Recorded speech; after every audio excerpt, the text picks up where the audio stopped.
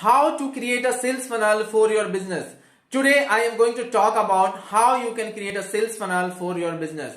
Let me ask you a question. Why do you need a sales funnel?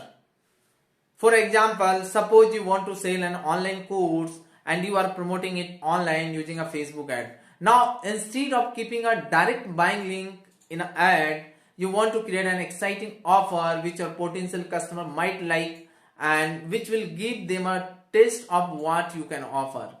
If you are selling a course on the weight loss, you can provide your customer a list of free tips on the weight loss. By doing this, the interested people can give their email ID to get your free tips, and this will create a connection between you and your customer, and you will be able to offer them more information later by the email. And these email you can talk about your pet course or pet product that you offer, and this will give them more time to learn about you and make the decision of purchase. In this way you will get more sales for your product without increasing the amount that you spend on the ads.